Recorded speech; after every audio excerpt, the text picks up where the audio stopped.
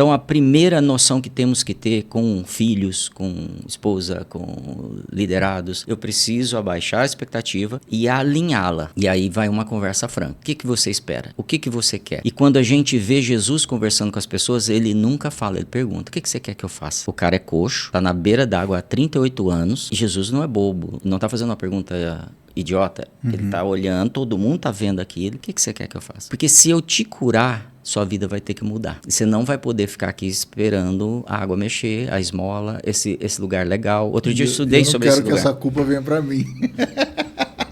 O nosso nível de responsabilidade aumenta. Então, muitas pessoas que passaram pela minha liderança, eles desistiram a partir das perguntas, não dos confrontos até.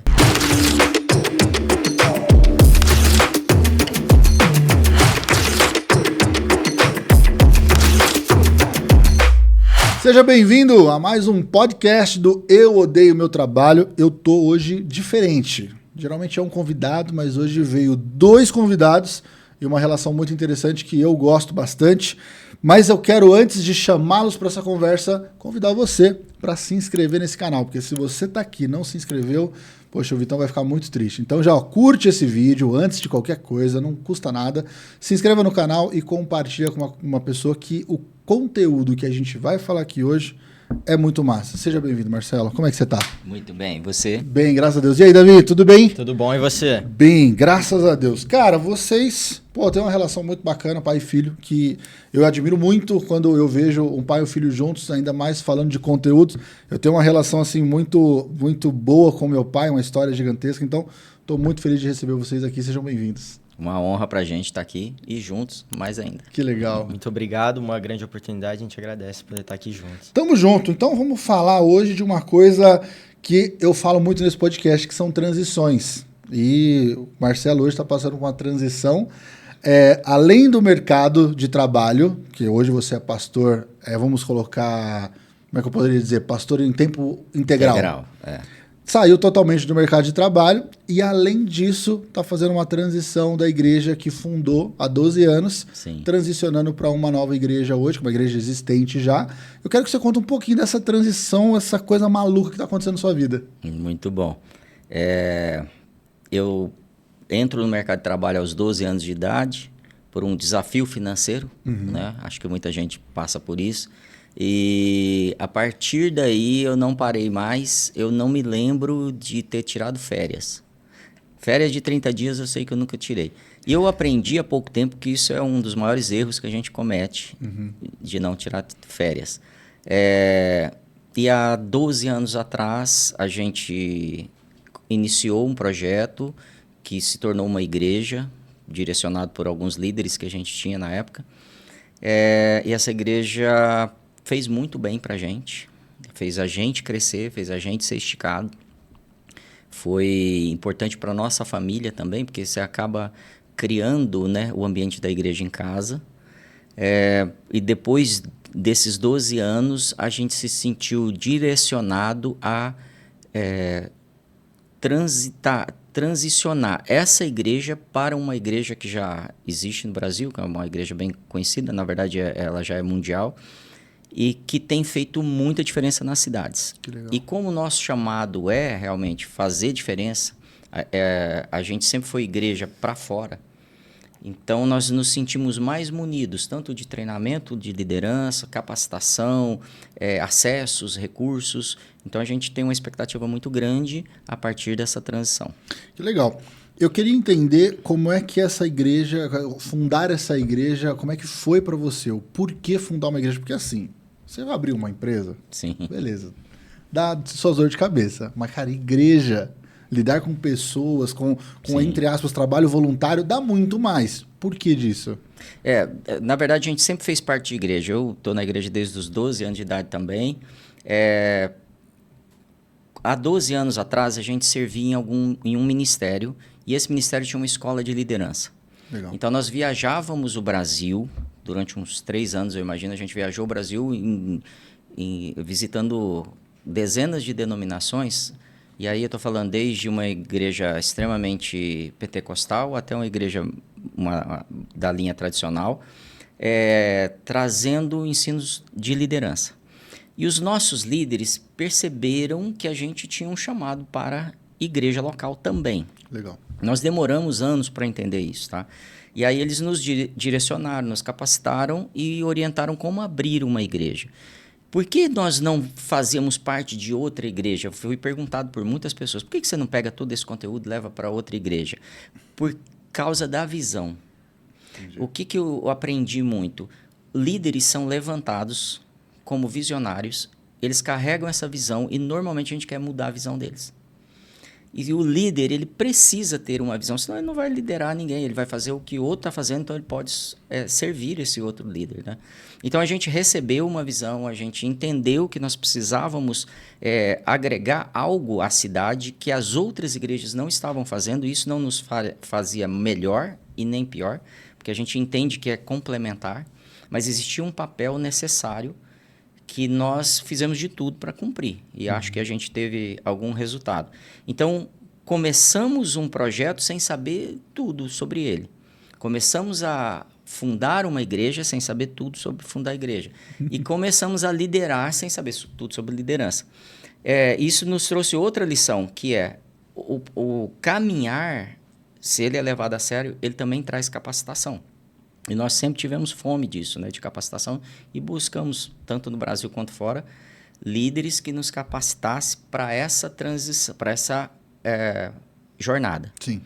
E aí a gente chega no momento de transição justamente porque a gente está sendo capacitado por uma igreja, por líderes muito competentes. Uhum. E eles têm nos ajudado muito e a visão era muito parecida, para não dizer igual.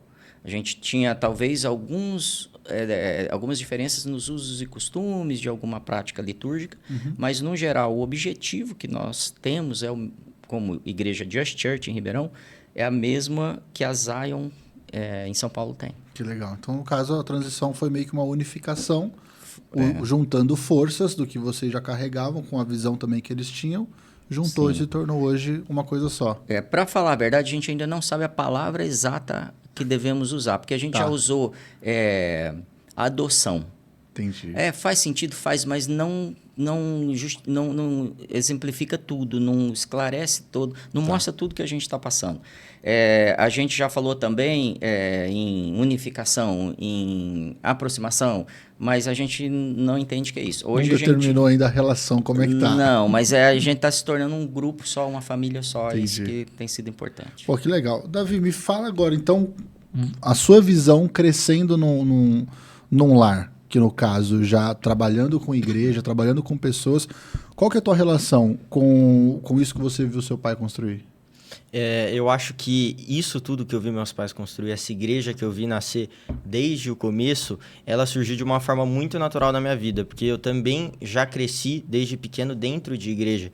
Então, ver os meus pais agora poderem fazer parte disso, os meus pais estarem fazendo isso agora com a liderança deles, foi algo muito, acredito que até natural para mim. Uhum. Eu via eles com um grande costume, então essa vida na igreja, ver isso foi algo muito natural para mim. E poder fazer parte disso, acho que também foi algo muito natural, algo que se seguiu espontaneamente, quase que sem precisar fazer esforço. Então, todo domingo a gente está lá, todo domingo a gente está ajudando, sem qualquer dificuldade. Isso é uma visão natural mesmo, acho que algo que se integrou na minha maneira até de ser, na minha rotina e no meu dia a dia. Perfeito.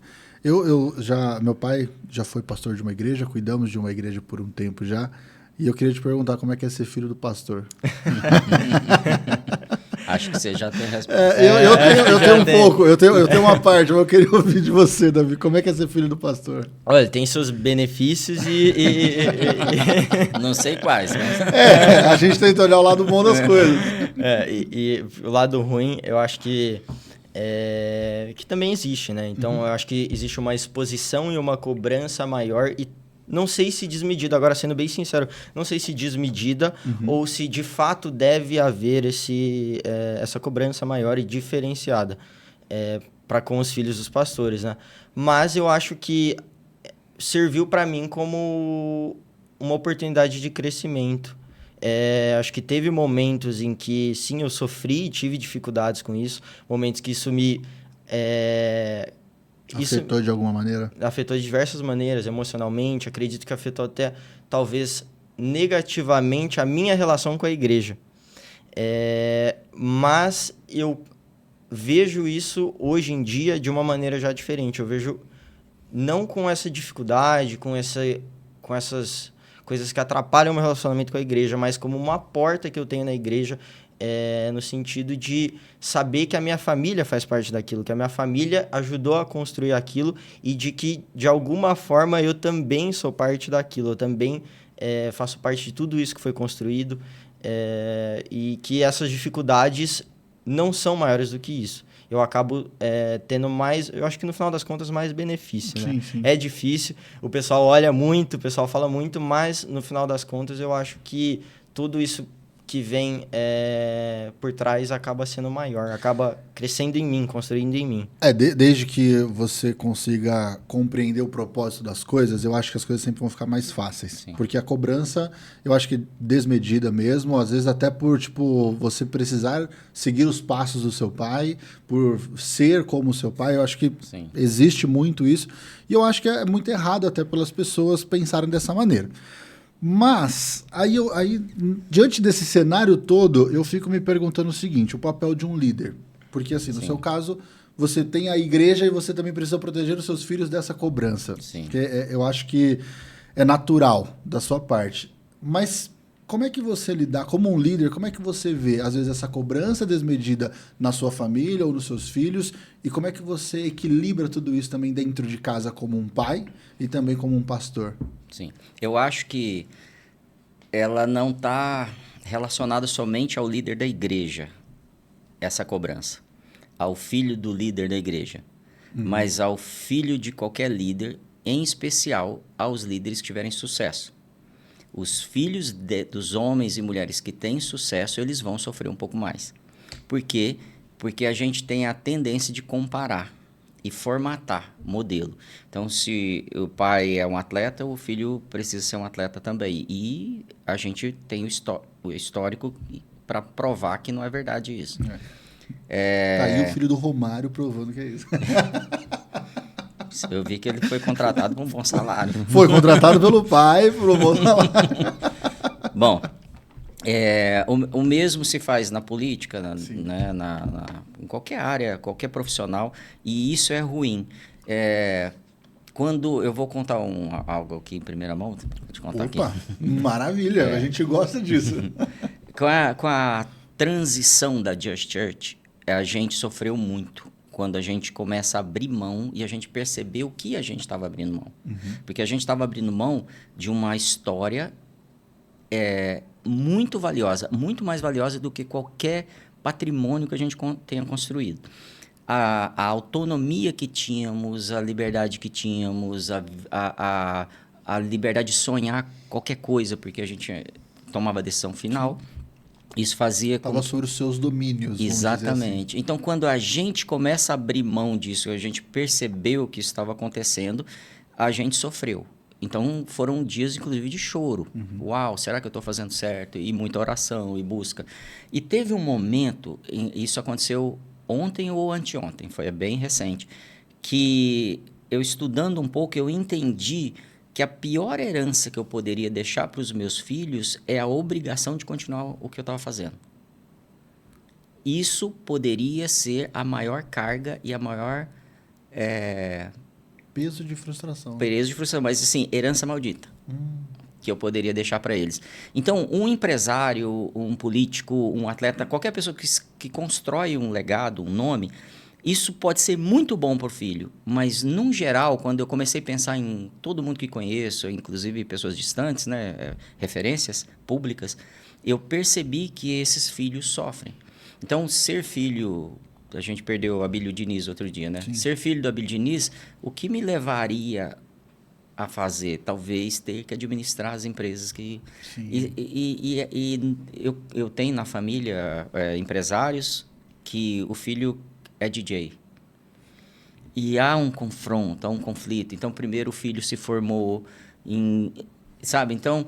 Faz o beabá e depois você vai fazer o que você quer da sua vida. Eu acho que é essa a frase mais comum.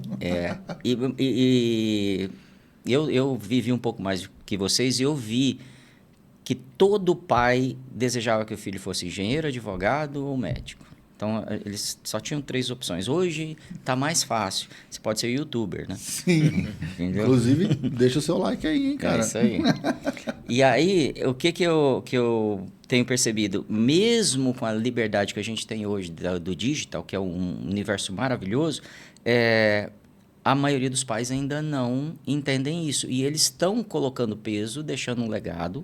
Então, voltando à pergunta em relação à liderança, o pai líder, ele tem que identificar no filho qual é o chamado do filho. Tem até um texto bíblico, agora como pastor, né? Ensina o menino no caminho que deve andar e quando ele crescer ele não vai se desviar. Normalmente a gente está falando disso pensando em doutrina. Que eu criei. Não, em doutrina, em pecado. Tipo, ensina o menino a não pecar, que ele vai crescer e não vai aprontar. Ok. Mas, na verdade, o texto está falando para o pai identificar qual é o dom do filho e ensinar o filho a andar no caminho dele. E o texto está falando assim, ensina o menino a andar no caminho dele.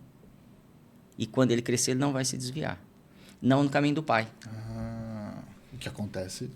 E é normal. Então, hoje, em especial hoje, eu estou vivendo um momento muito interessante de não estar tão preocupado com o que eu tenho que deixar para os meus filhos em termos de legado, estrutura, modelo, mas sim o que eu posso ajudar a eles no caminho deles. Ajudá-lo, auxiliar no caminho que ele vai trilhar. Para que eles se descubram e para que sejam felizes no que vão fazer. Cara, a gente partiu um pouquinho para frente. Eu quero trazer a questão da liderança ainda. Sim. E quero que vocês falem. Você também até, Davi, como uma pessoa que cresceu debaixo também de lideranças. Sim.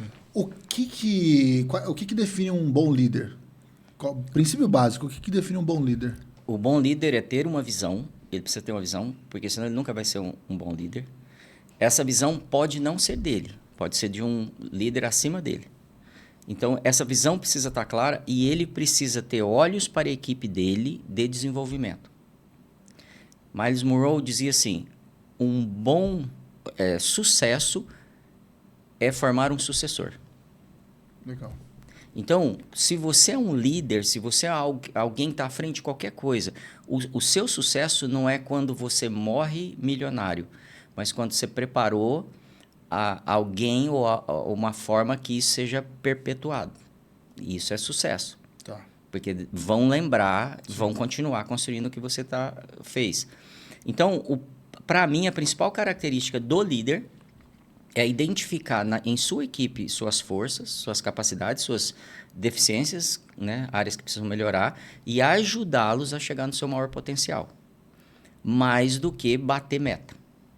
Eu acho que um bom vendedor bate meta. Sim. Mas um bom líder ajuda a sua equipe a atingir resultados superiores. Às vezes não bateu a meta, mas está aumentando o resultado. O que você pensa, Davi, sobre isso? Eu acho que eu incluiria nisso uma característica forte do líder, e eu falo isso não diante das minhas experiências de líder, mas de liderado. Eu acho que o bom líder, ele aponta para o objetivo.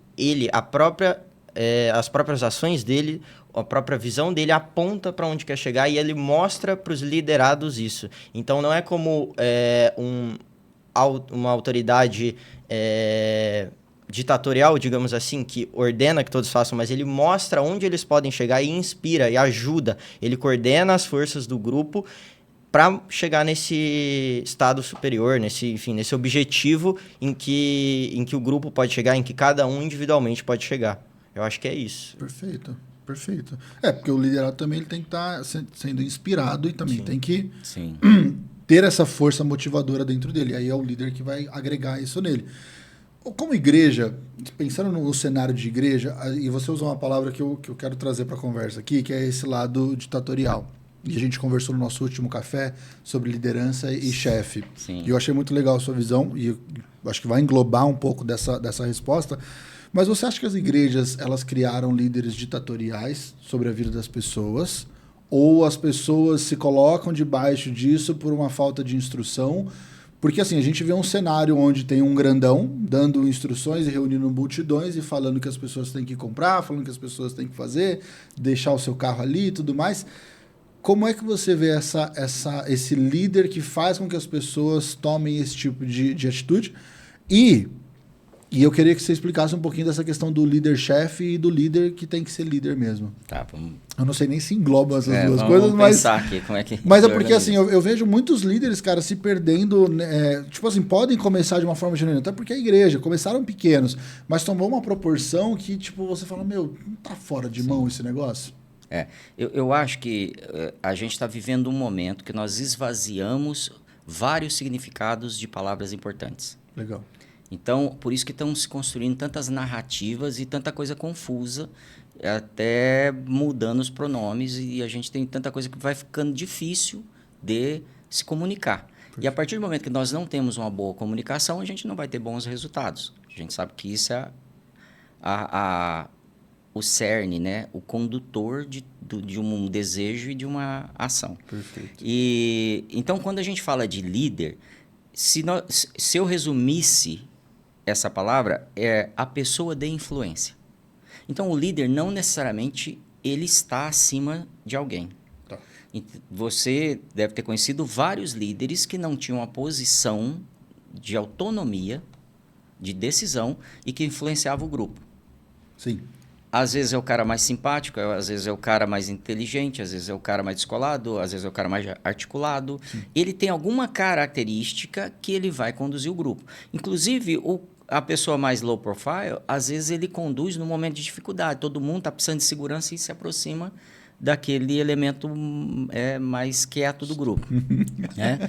Então, a liderança tem a ver com influência. Uhum. E todos influenciamos. Todos. Pode ser que eu influencie só o meu filho. Pode ser que eu influencie só a minha esposa. Pode ser que mas alguém a gente está influenciando. E se isso faz sentido para mim, eu procuro ser o melhor líder. Porque se eu vou influenciar a minha esposa, eu tenho que desejar influenciar o melhor para ela. E aí, aonde a gente chega? Nós não temos essa academia no Brasil. Não existe de verdade nas nossas escolas um ensino sobre liderança. E aí a gente cai, por causa do esvaziamento da palavra, na oposição ao chefe. Então a gente ouve muita gente falando assim, é líder ou chefe? Líder ou chefe? Na verdade, os dois são importantes da mesma forma.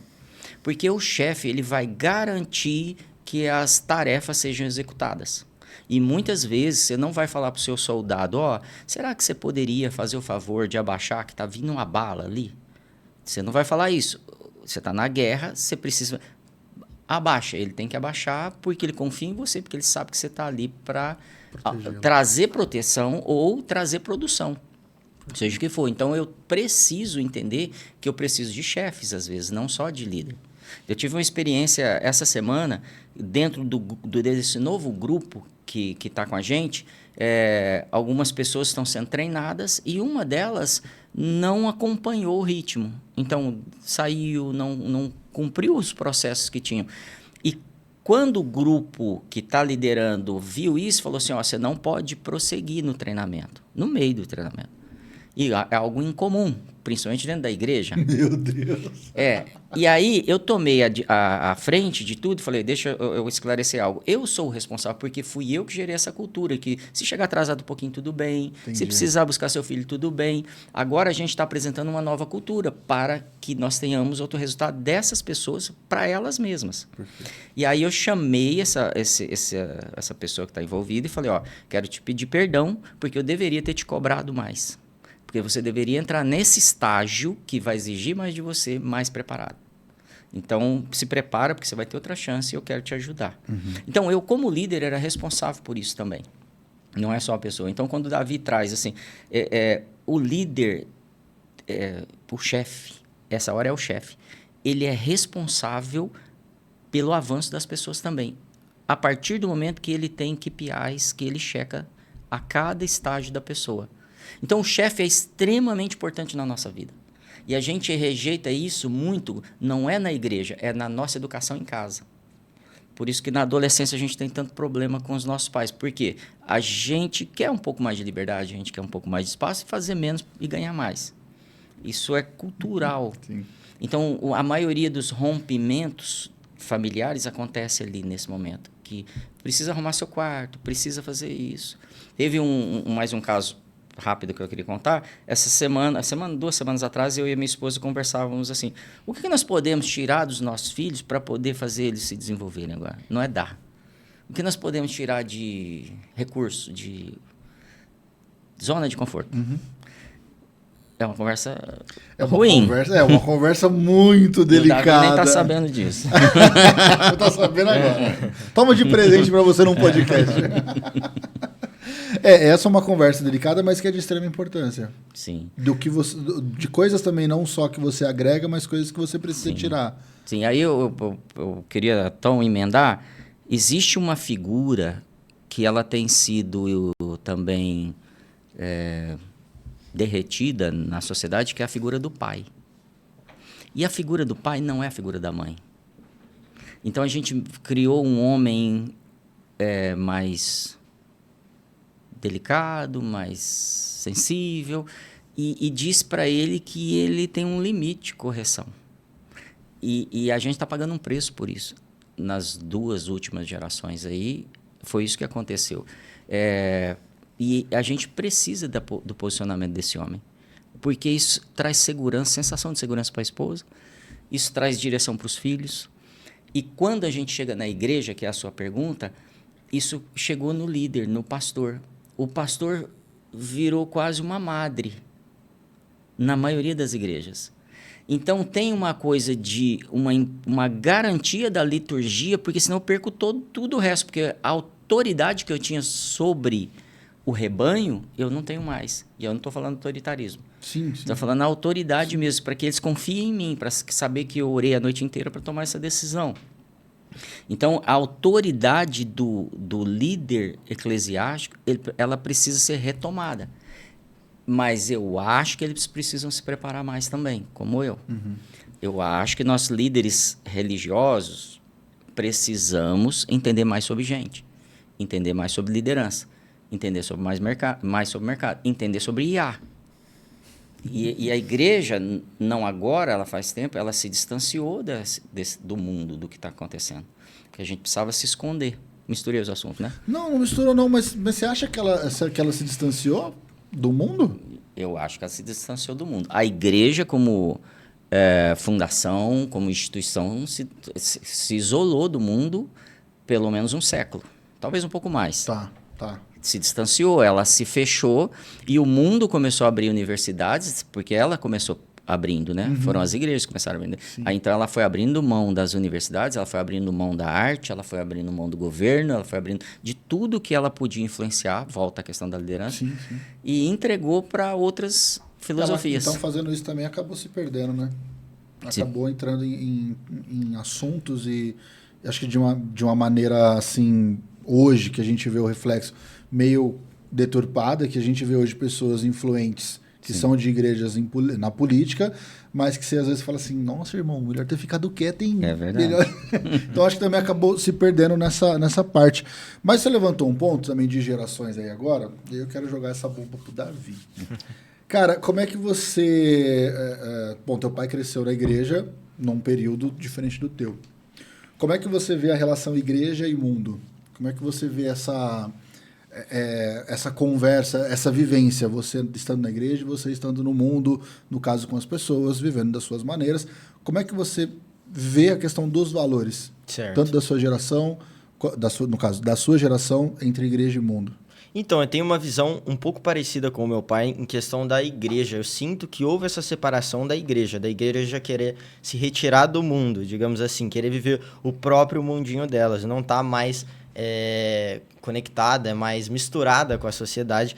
E, ao mesmo tempo, eu percebo a impressão que eu tenho, e eu não sei se isso é recente, eu tenho a impressão que mas eu até gostaria de ouvir isso do meu pai, de que cresceu uma espécie de nojo da igreja por parte do mundo.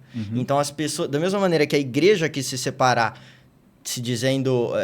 querendo ser pura e não se misturar com o mundo, eu percebo que o mundo também não quer se misturar, não aceita mais a igreja. Como se fosse empurrando aos pouquinhos e não, vocês não vão voltar. E eu sinto até esse crescimento, esse sentimento, quer dizer, de nojo. Como se as pessoas não quisessem se misturar. Esse nojo do crente, do evangélico. E dando uma palavra, assim, bem a real mesmo do que eu percebo. Eu acho que, para uma visão honesta, para uma visão real de igreja, não tem como você se separar do mundo. A igreja foi feita para o mundo. Nesse sentido, a igreja foi feita para estar no mundo e estar em todos os lugares. Então, não tem você ser da igreja só na igreja. Ou você é da igreja em todos os lugares, ou você não é. Você, a todo momento, faz parte disso. Na verdade, eu acho que até isso faz parte de você. Então, na prática, eu não consigo ver como, na realidade, você consegue fazer essa separação entre a igreja e o mundo. Foi uma tentativa falha que, na verdade, só afastou mais, só dificultou, acho que o trabalho e as oportunidades da igreja. Então, ela se separa do mundo e deixa de agir e deixa de ter essa influência tanto benéfica quanto até possivelmente maléfica, né? Se você pegar casos ruins no mundo. Mas eu acho que, pelo menos para mim, na minha experiência, existe sim essa dificuldade de conectar esses dois polos, existe sim essa dificuldade pelas duas partes, mas eu percebo eu não sei se é uma geração, eu não sei se é um grupo de pessoas que está cada vez mais ligada e mais conectada nos dois. Então eu consigo viver aonde quer que eu esteja, ainda assim sendo da igreja, ainda assim fazendo parte, sem tirar essa parte da minha identidade, sem precisar me censurar, digamos assim. Então eu não sei se isso está voltando, se isso está surgindo, mas eu percebo isso cada vez mais na sociedade, aos pouquinhos entrando, o pessoal aparecendo, sendo cada vez mais influente nos meios, em todos os meios da sociedade. Acabou por uma época tendo as pessoas famosas, vamos dizer assim, falando que era da igreja. Não, agora eu sou da igreja. Aí passava 2 meses, enfim, aquela história toda. Porque realmente, assim, você viver uma experiência dentro da igreja, você ter um momento ali, ele é muito legal. A vivência já é muito diferente. Hoje, assim, você pega muitos cultos na internet, você vê muitas pessoas famosas que compartilham cultos, compartilham palavras e tudo mais. Mas, assim, quando eu falo a igreja e o mundo, são aquelas pessoas mesmo que, tipo, seguem, não arriscam uma doutrina, mas os valores hoje, querendo ou não, acabam estando um pouco deturpados. Mas também eu vejo que precisa ter um certo zelo em questão desses valores, porque muitas pessoas assim vão pregar literalmente a Bíblia, mas em alguns momentos acaba ferindo o ser humano. E aí eu não tenho uma opinião sobre isso, mas queria ouvir de você, pastor. Já que temos um pastor aqui, vamos usar o pastor. O quanto você acha que é válido você usar da Bíblia para condenar uma pessoa? Eu acho que é um contraponto aí, paradoxo. A Bíblia ela não é para nos condenar. Na verdade, perfeito. A palavra nos limpa. Então, se eu resisto à palavra, talvez eu me sinta condenado. Tá. Aqui eu não estou colocando uma terceira pessoa, só eu relacionando com a palavra. Perfeito. Então, se eu recebê-la como verdade, pode ser que ela me limpe, se eu deixá-la.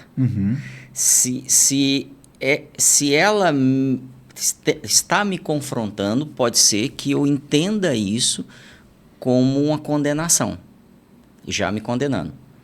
E de verdade, no final, a palavra nos condena, porque foi isso que Jesus falou. Eu não vim condenar o mundo, você já tem a palavra condena vocês. Entendi. A palavra julga vocês, desculpa. Ele falou, eu não vim para julgar o mundo, a palavra julga. Tanto que é uma dos versículos que eu amo, quando Jesus fala isso, fala assim, eu não vim aqui para julgar vocês, mas vim para salvar. Isso.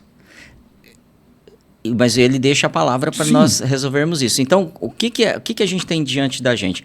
A opção. Tem algo que, dentro da igreja evangélica, da católica ou fora da igreja, a gente diz que o ser humano tem o livre-arbítrio. Sim. E isso não é bíblico.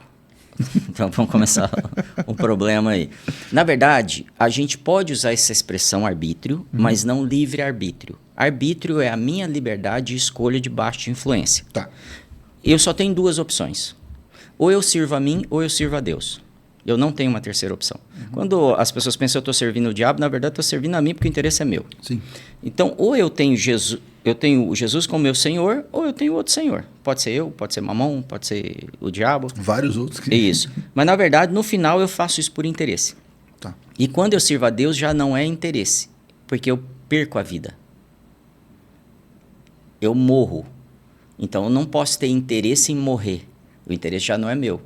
Entendi. É esse o papel da palavra na minha vida, que eu morra com ele e ressuscite uma nova criatura.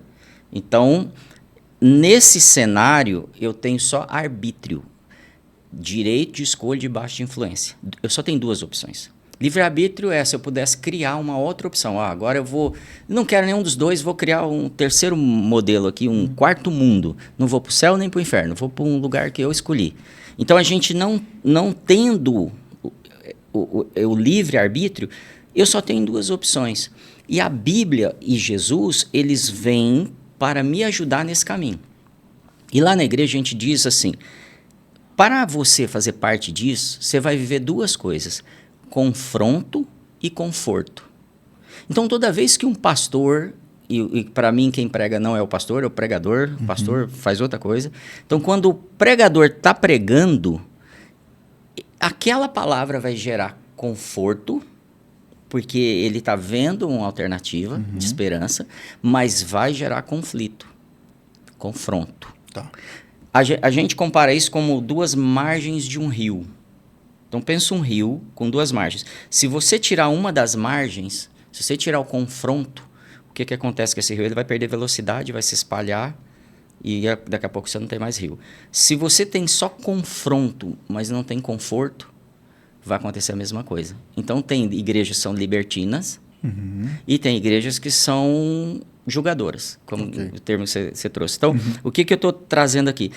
Eu acho que o erro está na pessoa que está pregando, mas não na palavra. Ou está na pessoa que está recebendo, porque eu não quero mudar.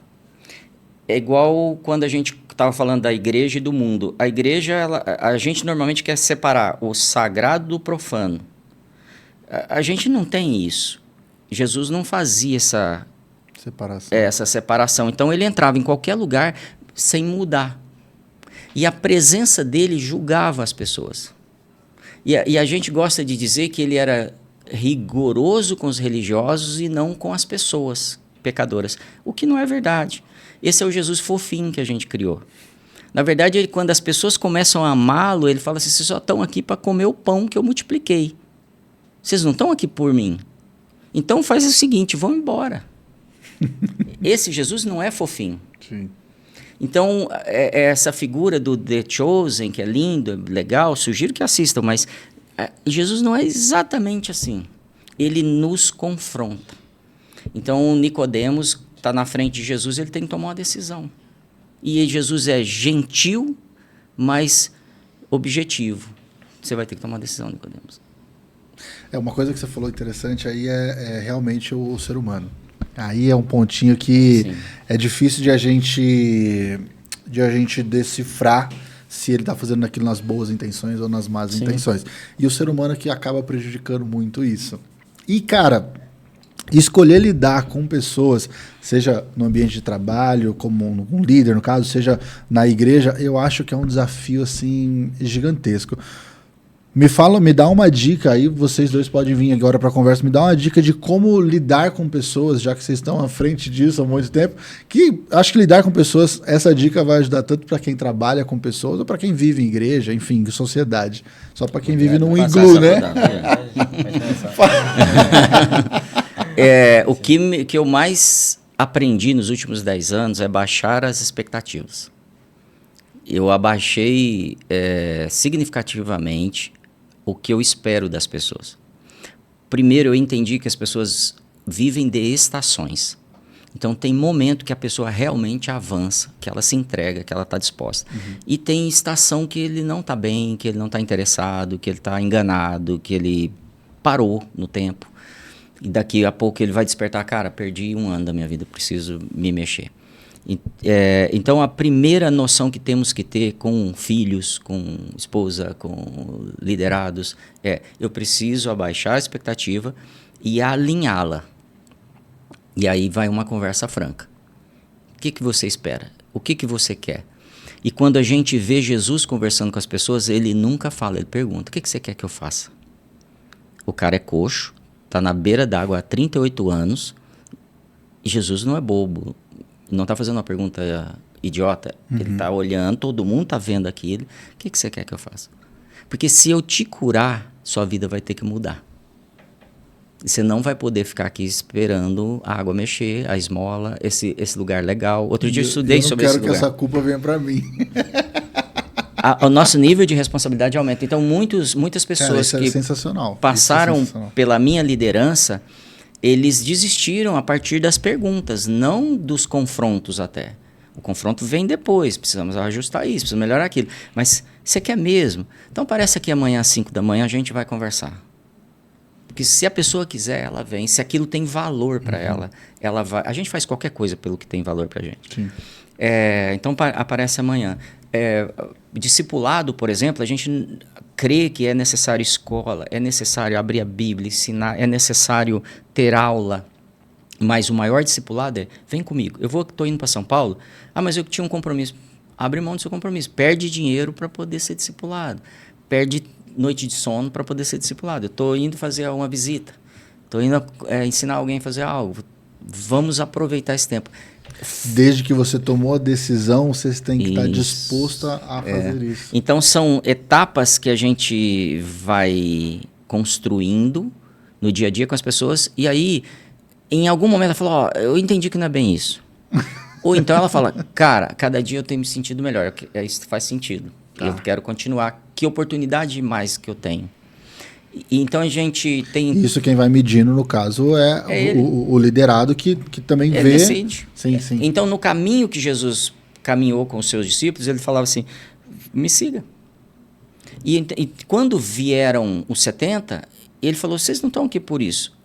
Para me seguir, vocês vão ter que comer minha carne e beber meu sangue. Não é isso que a gente quer. Então, tá bom. Segue a vida de vocês. Não... Termina aqui, não precisa ter um conflito.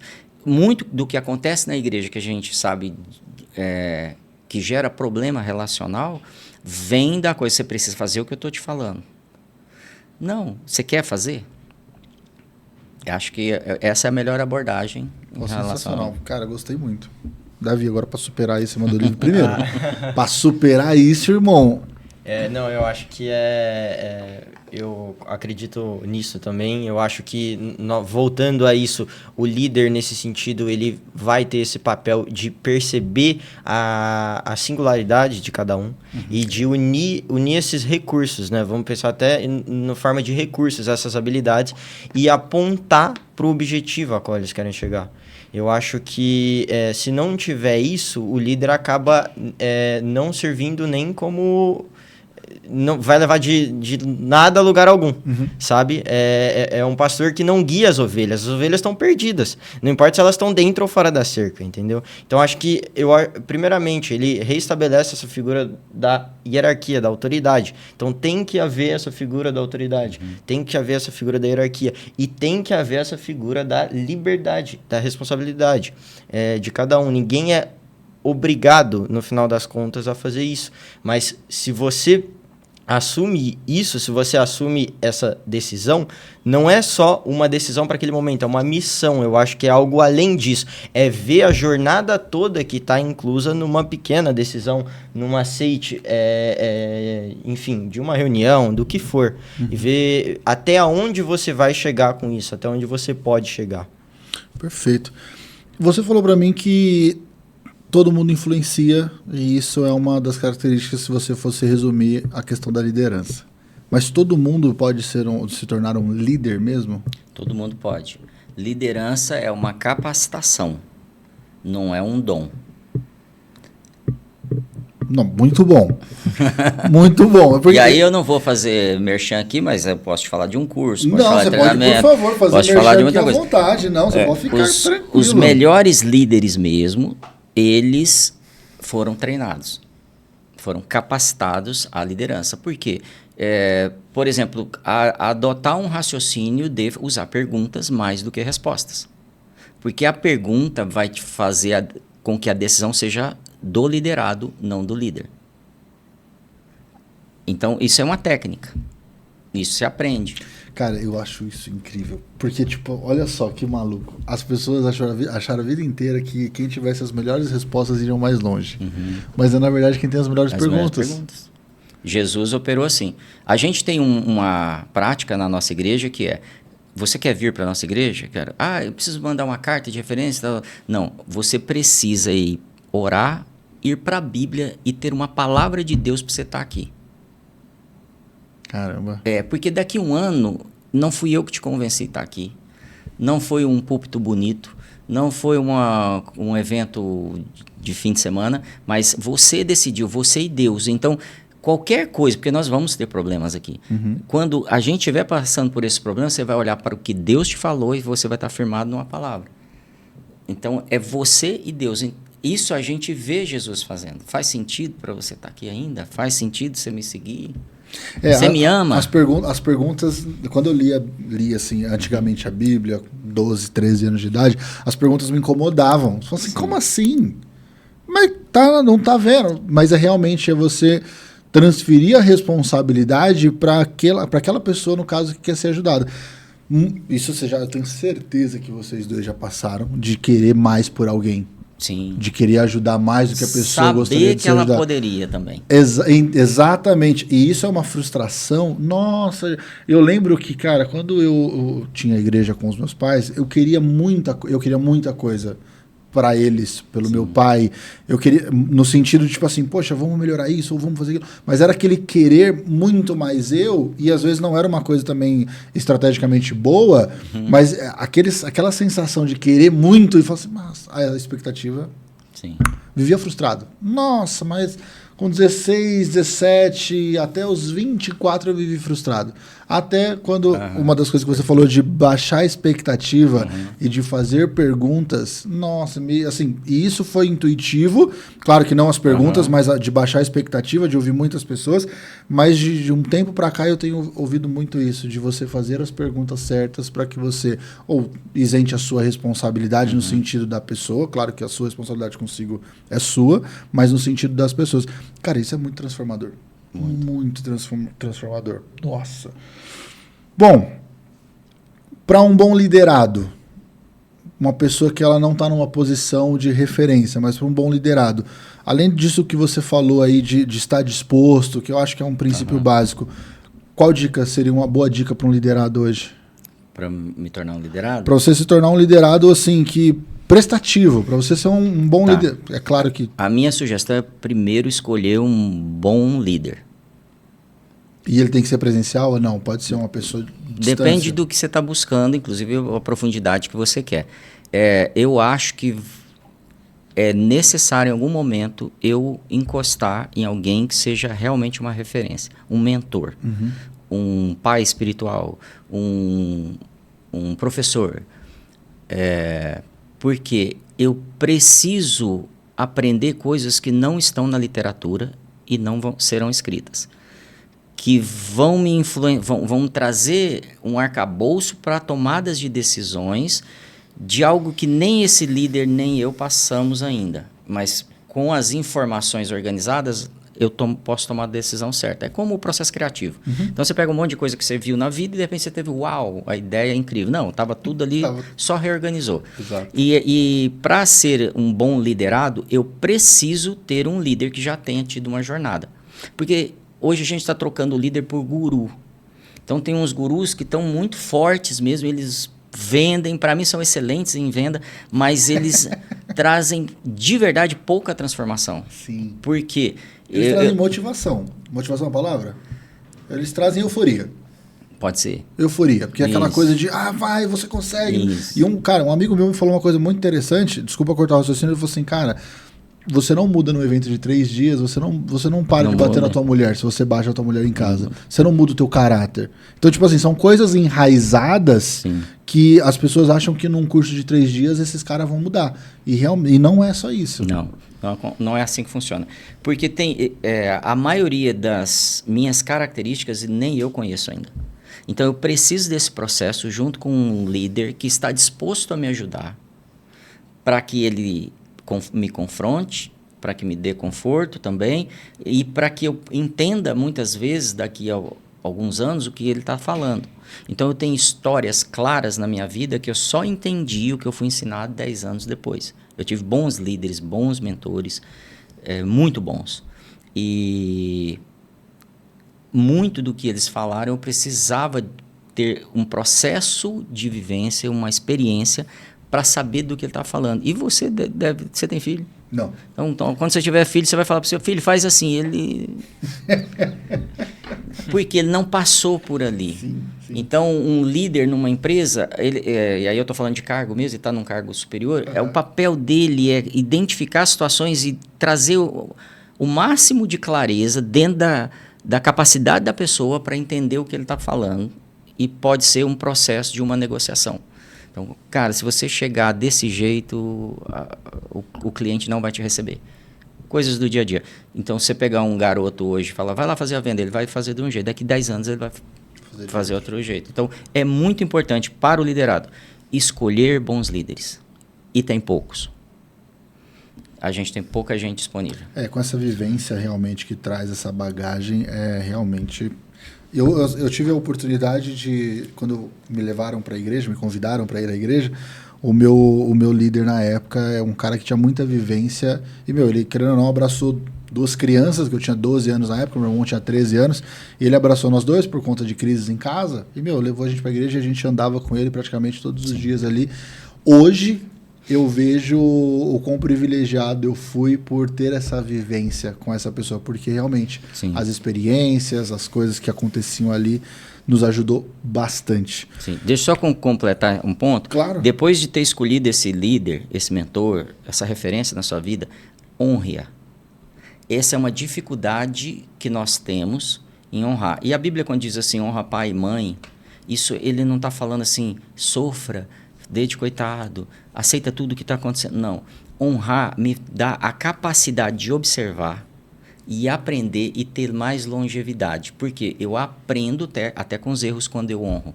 Então, honre as autoridades, honre o pai e mãe, honre quem é seu mentor. E honrar é realmente valorizar. Honrar é dar valor. Então, dê valor nisso, senão você vai absorver só dado. E aquilo é uma informação, aquilo não é uma verdade ainda na minha vida. Então, o processo de honrar pessoas mais maduras me faz amadurecer, naturalmente. Eu quero entender melhor isso. O processo de você honrar faz você amadurecer. Me explica... Sim, porque não tem como eu observar os detalhes do que a pessoa está me dando sem eu dedicar valor. É como você entra num filme e acabou o filme, você... foi legal. Agora, quando é o filme com o diretor que você gosta, você já entra diferente, cara. Tá. Eu já dei valor, eu já honrei já isso. Acontecer aqui. Eu preciso... Olha, nossa, que cena, que fotografia, que música. Que eu começo a observar de outra forma. Quando eu honro alguém, eu trato dessa forma. Quando eu tenho um professor que eu só estou ali para tirar a nota do final, eu não vou absorver o que aquele professor tem. Então, eu, na verdade, me torno um pouco arrogante. Tá. Por isso que o jovem, em especial, ele precisa ter referências e honrá-las, mesmo que a pessoa não seja exatamente como ele quer. E nunca vai ser, né? Eu ouvi um podcast hoje do Thiago Brunet com o Flávio Augusto. Sim. E aí o pessoal tava falando assim, ele tava falando que, mas agora você senta com o Flávio Augusto e conversa, porque é um cara que tem experiência. Ele falou, eu já fazia isso muito tempo atrás com o fulano de tal, que é um senhorzinho que tava perto dele. E aí, das pessoas, por isso que eu perguntei para você se tem que ser presencial, e de fato eu acredito que tenha que ser, ter essa ligação, porque pela internet, beleza, você tem acesso a informações, mas você não consegue transpor isso para essa honra. E eu acho que estar presente é uma das grandes dádivas que a gente tem de poder pegar da história da pessoa ensinamentos que a gente não precisa viver, coisas ruins que a gente não precisa viver, mas a gente aprende. Sim. Caminhando para o final, Davi, eu quero que você me fale, além disso tudo que a gente conversou aqui, um ensinamento que o seu pai deixou para você, que nem ele sabe que ele deixou isso para você, que ele colocou isso em você. Eu acho que um grande ensinamento é perseverar. Talvez o maior. É difícil falar assim de cara, mas eu acho que isso é algo que ficou gravado no meu coração. Independente da situação, independente das condições, então seja a condição emocional, seja a condição financeira, seja a condição social, o que tiver acontecendo é perseverar naquilo que deve ser feito, é perseverar no trabalho que deve ser feito, na missão. Então não importa se a gente está num dia que a gente perdeu o front, que a gente perdeu o território, não importa, a gente persevera na missão, a gente persevera na jornada, né? Que legal. Persevera na... Eu sou santista, né? Sim. Vai perseverar muito esse ano. Marcelo, me fala um ensinamento que teu filho te deu sem que ele nem soube. Ele nem imagina isso. Então, são vários, mas o que se destaca na vida dele é a dedicação. Ele é muito dedicado, acima da média e inclusive acima da minha média em dedicação. O normal do meu dia a dia. Entendi. Em relação à dedicação. Ele quando ele foca, quando ele tem interesse em algo, por isso que eu até trouxe essa questão. Ele gosta de estudar, gosta de ler, e não é só porque eu quero, estou curioso ou tenho prazer. Ele tem um objetivo e ele tem se dedicado para isso. Que legal. Cara, eu admiro muito a relação de pai e filho. Parabéns pela relação de vocês. É muito legal. E eu acho que é desafiador pelo ambiente que vocês vivem. De verdade, eu já vivi esse lado da igreja. Sim. E eu sei que é muito desafiador a pressão, a cabeça que você tem, que você transferiu, no caso não transferiu a responsabilidade, mas transferiu para ele no sentido, olha, o caminho que você vai seguir é o teu caminho, eu vou te ensinar. Cara, isso Sim. é lindo. E agora a gente está caminhando para o fim mesmo. Eu queria que cada um de vocês deixasse uma mensagem para o nosso público, para as pessoas que nos acompanharam até aqui. Aí fique à vontade para começar, quem quiser. Quer que eu vou? Pode. Bom, eu acho que a gente falou um pouquinho sobre honra, Sim. sabe? E tem algo que a gente chama de cultura da honra. A cultura da honra é descobrir no outro o valor que a gente não está vendo. Como nós como cristãos, nós cremos mesmo que somos criados por Deus e criados com um valor. Muitas vezes a gente perde oportunidades de investir um pouquinho, em honrar um pouquinho algumas pessoas, inclusive dentro da nossa casa, e a gente não extrai valor que estão dentro delas. Elas perdem e a gente também perde quando a gente faz isso. Então, se eu puder te dar uma sugestão aprenda sobre a cultura da honra, vasculhe o lixão, às vezes, na vida de uma pessoa e tire de lá o valor que está precisando vir para fora. Todos nós temos esse papel aqui na Terra. Que legal. Sim, eu vou então aproveitar e vou complementar.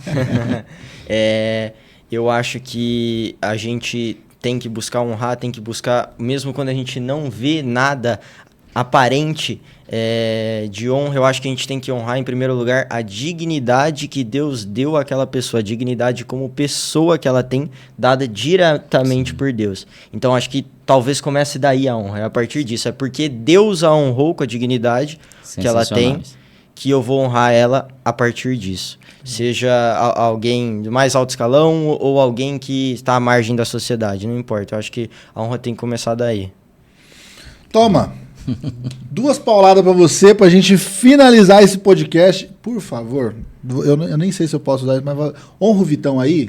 Deixa sua curtida aí, se inscreve no canal. E eu vou deixar também as redes sociais do Marcelo e do Davi aqui pra vocês também conhecer. Vou deixar também, não sei se a Zion aqui de Ribeirão já tem alguma rede social. Já tem, Zion Ribeirão Preto. Boa, eu vou deixar tudo na descrição pra vocês conferirem. E eu agradeço demais pela presença de vocês aqui. Foi um bate-papo muito legal. Muito gostoso. A gente vai ter que marcar um parte 2, porque a gente estava com outras pautas para ter aqui. Sim. E a gente acabou não conseguindo ir para elas. Vai ser um prazer. Mas para você que está aí, então, até o próximo podcast.